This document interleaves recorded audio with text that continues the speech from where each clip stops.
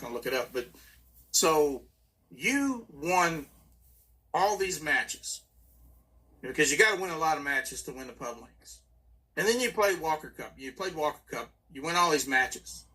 And if you don't mind me bringing it up, how in the hell did you not play on the Ryder Cup team?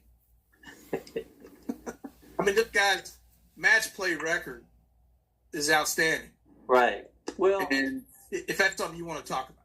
Yes. Yeah, that's fine. So now we're fast forward to 1990. Tommy caddied for me pretty much throughout the whole year.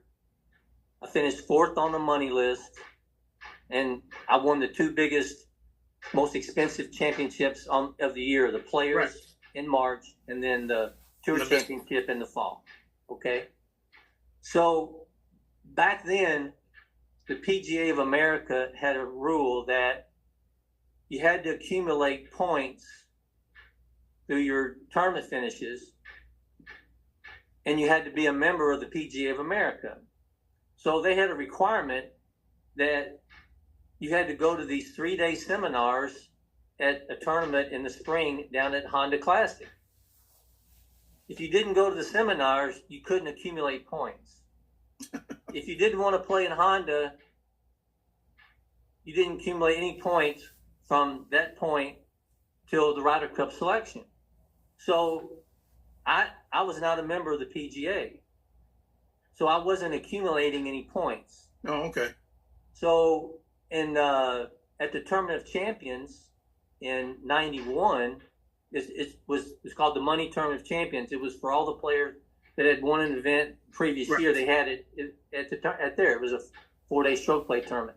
So I'm at the Money TSC, and Laney Watkins comes up to me and he goes, "Hey, got a minute?" And I said, "Yeah." He says, "Man, we want to reach out to you because I think you got a shot to make the Ryder Cup team in the fall, but the only problem is you don't have any points." And he goes, "So Dave Stockton has 2 captain's picks."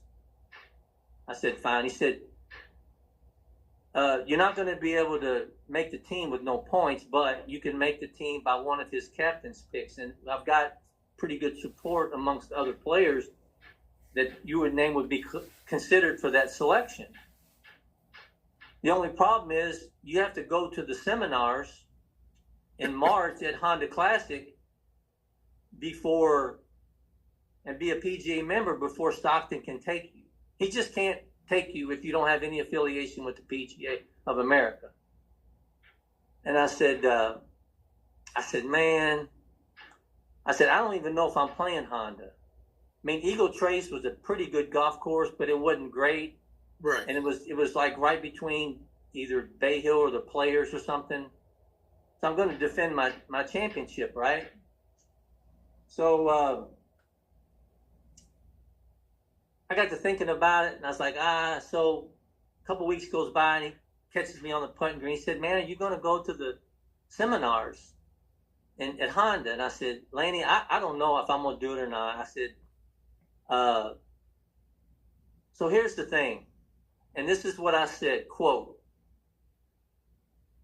"What does me having to learn about putting water in a battery or what does me having to learn about club repair at one of these seminars has anything to do with playing Jose Maria Olazabal in a match?"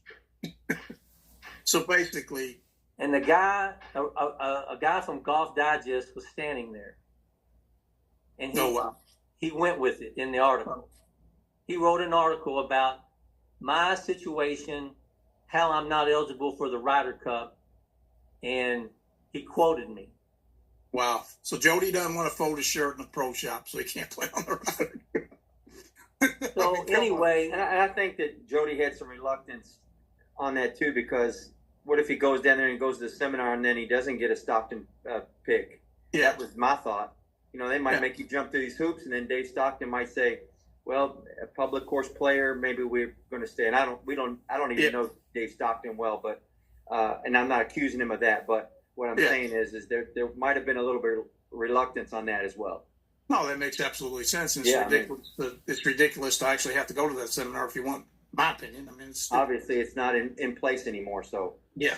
So let me finish my story, Joey. Okay. So another couple weeks goes by. Now we're into February, and a guy named Doug Baldwin, who was my agent at the time, he got on the phone, called me, and he goes, I've been receiving a couple phone calls from the PGA of America. He said they're wanting to know why aren't you want to go to the seminars? And I said, well, it's not that I don't want to go. I mean, but like, I'm just thinking about it. I'm considering it, right? So here was my 1991 major finishes, Masters through the PGA, okay? Right. In 91, Masters T7, U.S. Open T26, British Open T5, PGA T32, a crooked stick. Right. Okay? So that in itself, I mean, I'm playing pretty damn good. All the way, we're into July. So anyway, he calls. and a history of being a great match play player. Exactly. That's my Right. point. I mean, So Doug called me again. He goes, Stockton wants you to go to the seminars.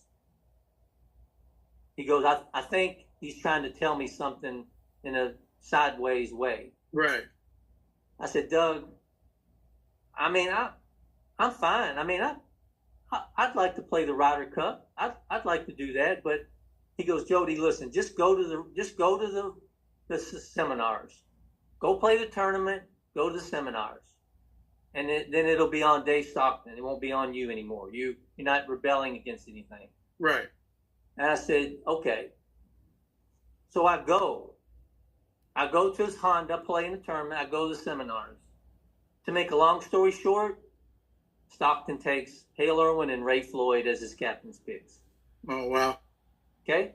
So, as you say, the moral of the story is starting in January of 1992, there are no more 3-day seminars.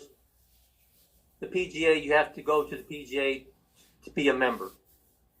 Yeah. But the good thing is you know how to fold a shirt in a pro shop now, though, don't you? So I don't want to get started on the PGA of America because I played in their championship and tried to win it. Right. But I'll just say this. Back in the 80s, I don't know that the PGA of America was in a great financial way. Yeah. And this is a fact. If it wasn't for Seve Ballesteros, who recaptured the Ryder Cup and made it to what it is today, I don't know about whether the PGA would be where they are today. Because what bothers me about the PGA of America is there's a Ryder Cup coming up, and their ticket sales are $750 a piece. Yeah. It's crazy. So it's Exactly. not about the golf. No. It's not about the junior golf outreach. It's not about that. It's about money. Well, yeah. That's Yeah. all I'm going to say about that. Well, I'll tell you what, let's backtrack here. Great story about how you got your